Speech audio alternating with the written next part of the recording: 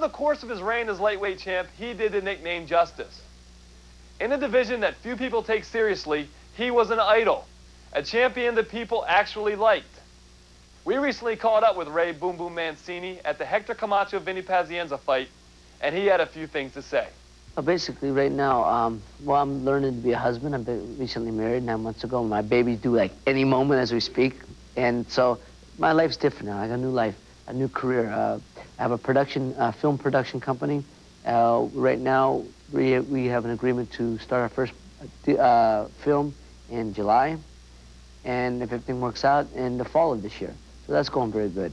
In the meantime, I'll be acting and getting other gigs. So I enjoy it. Acting's a different challenge for me. Camera don't punch back. Father, husband, actor, and businessman. Ray Mancini is all of these. He's also a retired lightweight champion who's been known once or twice to come out of retirement for the right fight. In his heyday, Ray Boom Boom Mancini was a force to be reckoned with. He was often described as a passionate fighter, a man who fought every fight like it was a title fight. He was a banger, and often took as much of a beating as he was able to dish out. But there comes a time when the desire is simply gone. Ray, what's it like to get out of the boxing world and out of that rat race and getting into television and the other parts of your life? When I was younger, my time was, I loved the game. You know, your time's consumed by it. You live it, you breathe it, that whole concept. But I retired, not because I chose to. I didn't love it no more. You know, I was married to my career, but like in any marriage, once the passion's gone, you gotta walk. So I walked. Bottom line, our priorities are different. My life's different. You know, they call being in the light. I was in the light for a while, but the light moves. It moves on everybody. I enjoyed it while I was there, but it's borrowed time. And now I enjoy I enjoy the more subdued lifestyle. I enjoy being a father and a husband, and I enjoy going out and we're concentrating on business, and as well as the acting and all that. You know, I get my ego fed enough when people recognize me and all that, and getting a chance to be in front of the camera, but it's not what it's all about. Mancini is probably best known for his tragic fight with Dooku Kim. After 14 hard-hitting rounds, Boom Boom knocked out Kim, who never regained consciousness, and died 5 days later of a brain clot. Devastated by the event, Ray was ready to end his boxing career, but he went on to fight Johnny Torres, Bobby Chacon, and Orlando Romero. Then went into retirement in 1985 after losing to Livingston Bramble in June of 1984, and then a second time 8 months later in February of 1985. Ray, what was your toughest fight? Alexis Guerrero was definitely the toughest fight of my career because I was fighting a living legend. I mean, here's a guy who was a three-time world champion, who hadn't lost a title fight in something, you know, it was like 17-1 in title fights, and that was only because his first title shot he lost, and then he won 17 straight. At first, you say, yeah, I'll beat him. You know, you believe that. You're focused, mentally prepared, and very confident. But what happens is that week before the fight is really what tells on a fighter. The last week before the fight, there's a lot of self-doubt start creeping in, and you always, you know, you're fighting with yourself. You know, you got to have that supreme confidence. But basically, you know, you're fighting a legend. Basically, you know, you're fighting a guy who's considered the greatest pound for pound in the game, an all-time great that works on you. And when I went in, I believed I was going to win, but mentally I was drained. You know, it was just a lot of pressure that I put on myself, I'm sure. And that's probably why I say it's the toughest fight overall. Now, physically, it was my toughest fight. You know, it was a war. We banged each other around, and I cut him up. He busted me up, and emotionally, you know, I wanted to fight so bad, not to get him in. It hurt so bad. It was really tough. Mentally, man, you know, it was a lot of pressure, and I had to come down. It took me a couple weeks to come down after the fight. Thinking back over your career, what was your greatest win? I feel my greatest win, certainly, when I beat Orlando Romero, knocked Orlando Romero out in Madison Square Garden, where I've always heard the great fighters fighting Madison Square Garden, where I always wanted to fight, where my father fought, and coming away with a big knockout win. Man, that's real special. That's playing for Little League or playing in Yankee Stadium. Boom Boom Mancini came out of retirement in 1989 to take on a nemesis, the one and only Hector Macho Camacho. And I said from the beginning, I wouldn't come back unless the feeling ever come back in my heart that let's do it again. And I basically said I wouldn't do it unless there was for one guy, and that was Camacho. And for years, I was offered title fights. I offered 7 title fights in 4 years. I turned them all down. They didn't mean anything, no matter what the money was and all that. When they offered to fight with Camacho, I said, yeah, let's do it. So we did it. And I satisfied everything I had to satisfy within myself. And now, I still get offers, but they don't mean anything to me. So, again, would I fight again? Basically, I would listen, But if it doesn't tap that emotion in me that says let's do it, no, I won't do it. And I basically won't see any fight after that can get me motivated to come back.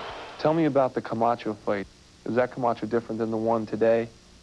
Or how does he compare? Camacho never had this. He didn't have the greatest chin. And he certainly had less of this. But what he did have was speed, reflexes, a lot of good instincts. Now, you don't got this. The speed's gone. The instincts certainly are shot, but he's still got good movements. He's still got really good reflexes, and that's what he still has on the side, as well as experience. There's no greater teacher than experience, right? But I think basically, no, I don't think. I think he was more entertaining before. It was because he took chances. He went there and took chances. He don't take any chances now. He's a boring fighter to watch, basically. And he can't sell. You don't sell. It's who he's fighting that sells. And I think everyone pays the same to get beat. We interviewed Vinny Pazienza after the Meldrick Taylor fight, and he said that he had heard rumors of maybe you wanting to fight the winner of this bout. Is there any truth to that? Basically, I said, let's talk after the fight, who we're talking to, and then let's go from there. I basically go like, if the public would like to see it, if the public buys it, yeah, maybe then let's do it. But you can't shove a fight down the public's throat. If it's no interest to the public, if it doesn't have any public demand, there's no need to even talk about it. But if there's a public demand, which seems to be, right now, there seems to be a lot of interest in it. A lot of people coming up to me or asking me, are you going to fight the winner? Then, yeah, I would do it again, if it fit into my life. Don't go away. Coming up in round 2, a look at news from around the ring and a wrap-up of Madison Square Garden boxing in Atlantic City. Look at what's happening around the ring. It's been rumored for some time that Tommy Hearns was talking about getting back in the ring, and now the date has been set. On April 28th, Tommy Hearns and Michael Olajide will duke it out to help celebrate the opening of Donald Trump's latest casino, the Taj Mahal in Atlantic City.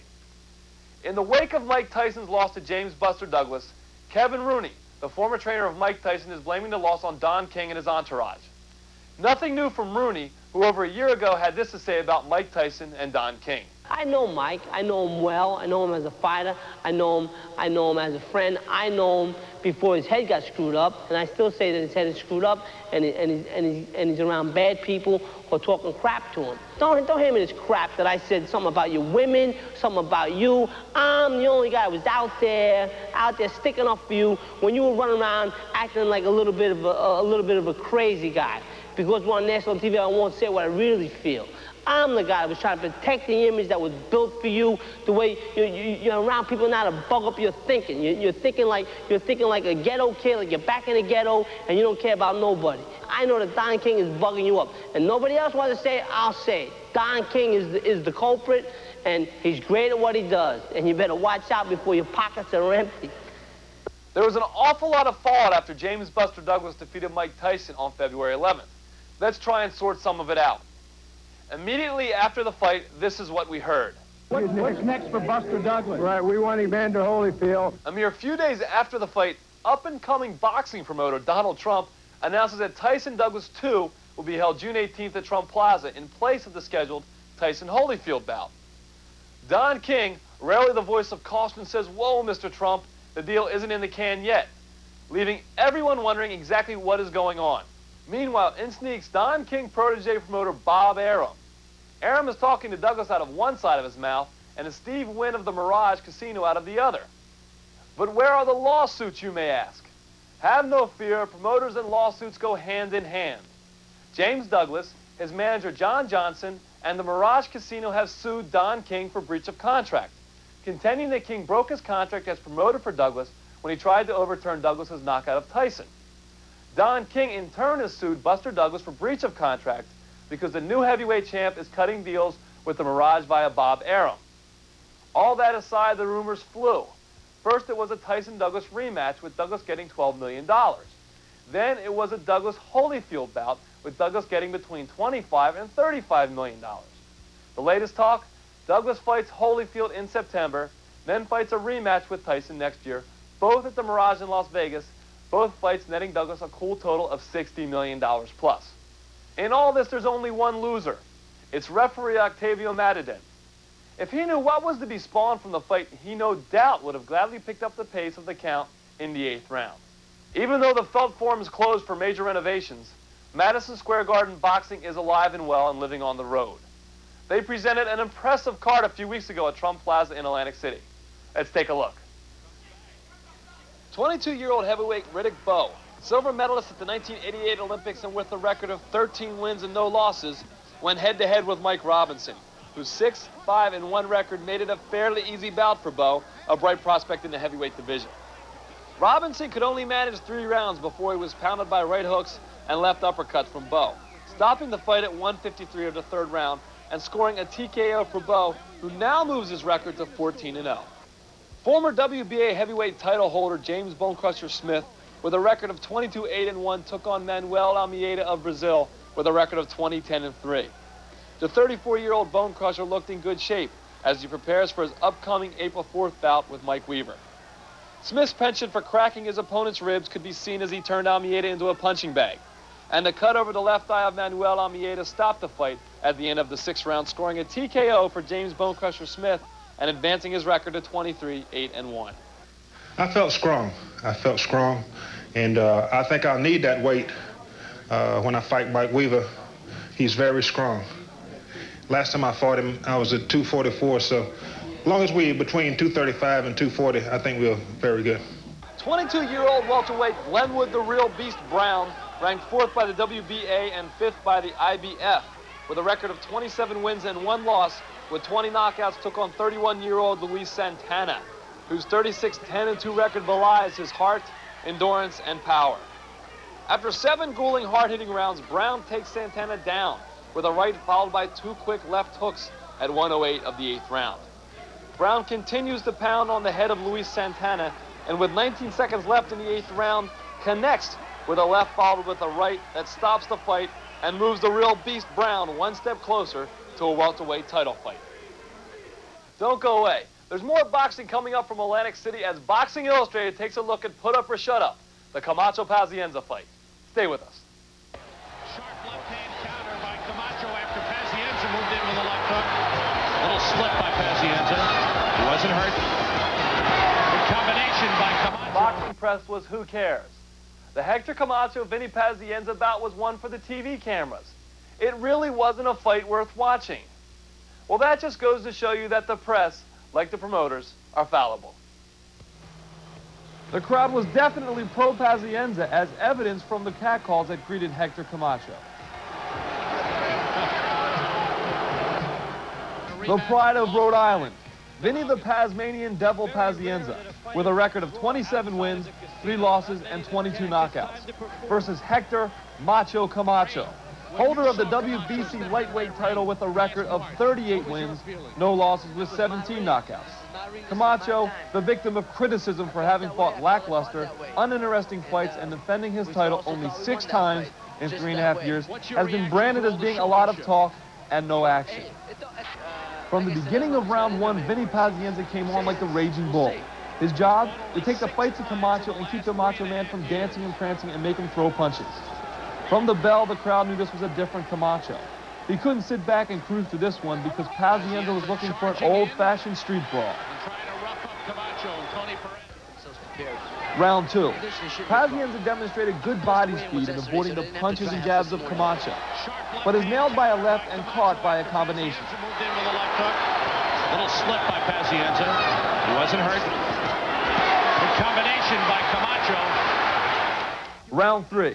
Pazienza forces Camacho into the ropes, going for the body punches. Camacho ties him up, but is thrown by Pazienza into the corner, who was cautioned by the referee for roughhouse tactics. Round 4. Camacho is looking better than he has in years, connecting with speed while deftly deflecting the sometimes wild and coordinating punches of Pazienza. Round 6. Pazienza pushes Camacho into the ropes, loads up and delivers a right to the head, then follows with rights and lefts to the gut. While trapped, Camacho tries to punch his way off the ropes. Round 8. Pazienza nails Camacho against the rope and fires away at the head and body, connecting with a left hook and leaving Camacho to tie him up before the referee breaks the hold. Round 9. Pazienza is showing the wear and tear of the fight as he gets bombarded by uppercuts, rights, and lefts from the flying fists of Camacho. Round 10. After banging heads on the inside and a quick right uppercut, Camacho opens up a cut from the already swollen left eye of Vinny Pazienza. Round 11. Blood streaming down the left side of his face, Vinny Pazienza tries to wail into the quick body of Hector Camacho, throwing him into the ropes and is penalized 1 point by referee Tony Perez for holding. Bloody, beaten, and tired, Vinny Pazienza takes his final shots at Hector Camacho, trying one last time to connect his punches while pushing his elusive opponent into the ropes. And that's it. In the end, a unanimous decision for Hector Macho Camacho. The judges scored it 117 to 116, 115 to 112, and 119 to 109. No, I was never hurt. He backed me up with about 2 shots. And I think one was with a hook, and the other one with both with hooks. But never did I stumble off the punch or nothing. I was too clever out there. My defense was great. My lateral movement was pretty decent. But and throwing punches and bunches, I do pretty decent, but not as sharp yet, okay? I gotta, just stay fighting consistent. That's the only way I'm gonna get even sharper than I ever been. Well, all I can say is I wasn't prepared for this. I really expected with all my heart to win this fight. I came here in full confidence to do it for a lot of people here. They were behind me, and I want to thank them 200%. I really put out for them. I fell a little short tonight. Like the great fights of the past, there's always rematches. Yeah, this is the most focused I've been in a long time, okay? But I still wasn't throwing my 2 hands. I just was working off the jabs and 1, 2 here, uppercut there, I want to be more consistent. I'm not satisfied quite yet 100%, but indeed, I'm very proud of this performance. Boxing is not the safest of sports. 2 men bashing each other's heads can tend to be that way. Does that mean it should be outlawed? Here's Burt Randolph Sugar with more on recent legislation against boxing. This is Burt Sugar, and it's happened again. What's happened again, you ask? Another clown has called for the abolition of boxing. This time, a state legislator in the state of New Hampshire. You remember that great state, that great boxing state, New Hampshire, has called for the abolition of boxing as if any ever existed there. He claims that it's a sadistic, masochistic sport. Obviously, he hadn't seen any fights in New Hampshire. Remember, this is the great state that gave us that great president, Franklin Pierce. Franklin who? Franklin Pierce. He claims, the state senator from New Hampshire, that his father was a boxer and that his father now suffers unfortunate brain damage. I don't know if he's seen studies, but by the same token, 20 million older people in America suffer serious brain damage because they're old, and it's called Alzheimer's. My mother died of it. Rita Hayworth died of it. I don't remember them boxing.